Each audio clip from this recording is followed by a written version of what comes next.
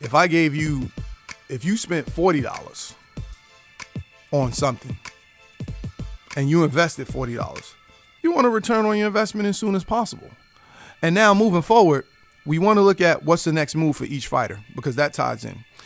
Nate Diaz, he went on record and said, listen, I want a rematch. I gave him his rematch. I want him to give me my rematch, and we can do it at 155, wherever you want to do it. Nate said he's going to hold out until he gets a big fight. Or I believe he'll either wait for Conor for the third fight, to which I don't think the UFC really, Dana White doesn't want to do it. The new bosses, though, they're going to weigh in terms of the financials of what they want to make, because they want to make their money back.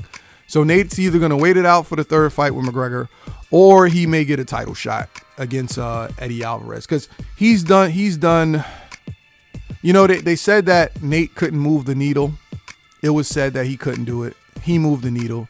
It was said that if you put him in front of a microphone, it may be to the jeopardy of his career or the jeopardy of the brand. He showed improve on Jimmy Kimmel. You know, he did the media outlets, and you know, I like the fact that with the they took a suggestion. The production team took a suggestion that, you know, if you're gonna do these interviews with Nate or Nick, it's best that you have them in a room alone with the camera and the producer and the lighting and the microphone guy, and then you probably tell one of those dudes to get out the room, because if you have them in the room, you know, and you pretty much isolate all the noise, you can get some really good sound bites from them. And that's what they did.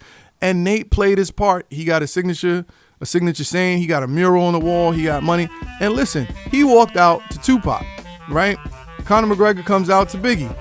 So psychologically, you already knew what the mood was when he went in there. He know what he's doing. Nate, look, they're smarter than a lot of people want to give them credit for. They played the game to a T. So Nate, he's either going to get a title shot or he's going to wait for Conor. He's got an extra couple of million in his bank account, so he's in no rush to do anything. But if you are Conor McGregor, the world is your oyster. You have a lot of options.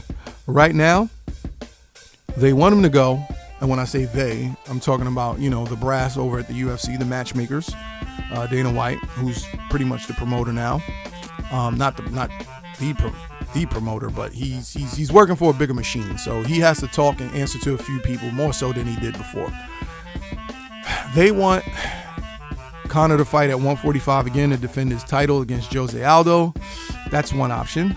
The other option is he may want to face Eddie Alvarez well, he's not going to fight him in New York because he's not going to be clear by then, for the 155-pound title, because what he wants to do is he wants to carry two belts at once. He's looking forward to doing the Nate Diaz fight again because it's a huge payday and it's the third. You really don't get trilogies too often in UFC. Used to get a whole bunch of them in boxing. Oh man, those things were the greatest. But boxing's not like that anymore. So he has a lot of options, and the outside option, I know that, you know, people are saying don't do it, or it's stupid, or, you know, they're a little bit exasperated on the notion of Conor McGregor fighting Floyd Mayweather. Now, here's the thing about Conor McGregor versus Floyd Mayweather. I've always said that there was a 10% chance of it happening and a 90% chance of it not happening. In order to get back to the 10%, because it went down to 1% after he lost to Nate, he had to win. Did he win? Yes. He didn't win in impressive fashion, but it was an impressive fight. So in terms of all the social media engagement, the trends, the numbers, the live gate at the T-Mobile Arena hasn't been what they thought it would be. There's still going to be some time to adjust. The building hasn't sold out yet. Canelo versus Amir Khan, the building wasn't filled up. UFC 200, the building wasn't filled up. For this fight, they had to lower the price of the tickets within 2.5 days before because they weren't selling. UFC, their price point was a little bit too high. So the T-Mobile Arena needs to be filled. Vegas needs to make money. The people that own the UFC now, the entity that owns it, they want to make a return on their investment. That very same entity, one of the branches in the entity that owns the UFC, one of their number one clients, Kanye West. So, yeah, there's no conspiracy theory here, no crazy thing like that. But they do certain things just to check it out, and they know that in order for the UFC to reach a new level, they have to start bringing in people from a different culture outside the normal demographics that they have. And when you have someone like Kanye West attend your event, you have a couple of NBA players that are out of the market come attend your event, you're starting to move into an area where, like I mentioned before, this is the cool event. This is the place to be. This is what you can't miss. You got that kind of heat going with you. Floyd doesn't have anything to do. Hell, he feels that, a 12-round fight against Conor McGregor, who kind of gasses out pretty much after the second round with the extra weight on.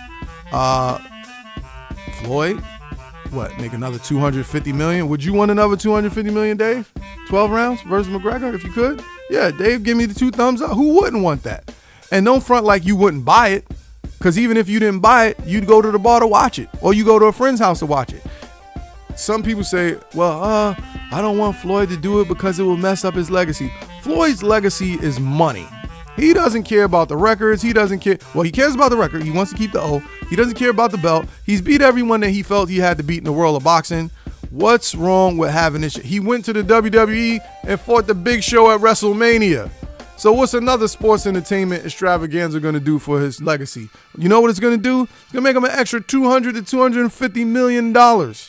It's going to make Conor McGregor not so much, because Floyd Mayweather, he has the ability to negotiate his own contract because he is the brand, he is the house, he is the Vegas guy.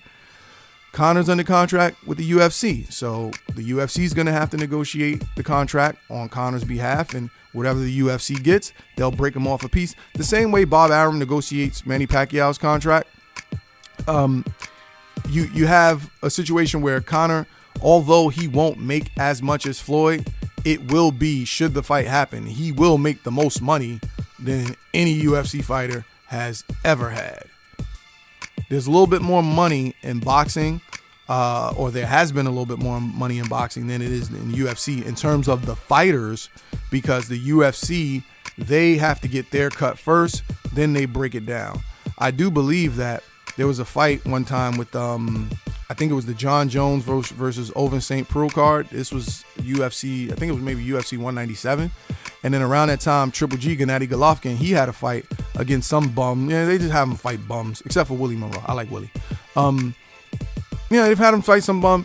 And Triple G and his opponent, they wound up making more money than the entire UFC 197 fight card, So, but there's a reason why, and, I would probably do a whole nother show about the financial breakdowns between boxing, UFC, MMA, because I know a lot of you guys are interested in it, and you see my posts at Champ Creed on Instagram, at Champ Creed on Twitter, Keith Creed on Facebook, and at Champ Creed on Snapchat. You see me post these things in terms of the financials, just so that way you can take a look behind the curtain, get a glimpse of the game, get a glimpse of the money. And that's just something I like to offer because, it's been my expertise for a while, for quite some time.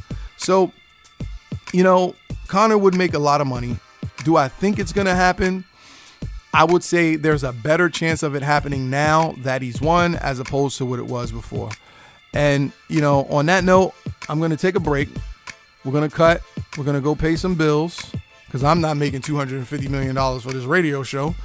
So when we get back, we'll talk a little bit more about boxing.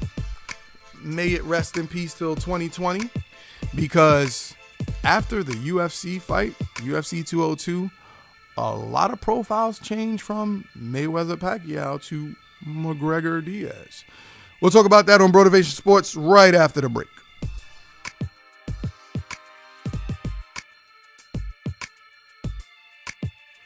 Welcome back to Brotivation Sports on Fox Sports Radio 1340. This is Champ Creed. You can find me at Champ Creed on Instagram, at Champ Creed on Snapchat, at Champ Creed on Twitter. My sing-song days are behind me, but my fight analysis is always on point. Fleeke. Well, listen, I was talking about it before the break, about how much Triple G made fighting a bum versus how much John Jones made. And, during and after the fight, I go on social media to gauge and see what the, what the public likes, to see what's going on. And on my feed, right, I'd say maybe 60% of my feed has to do with sports and the personalities within the sports, primarily fight-oriented stuff.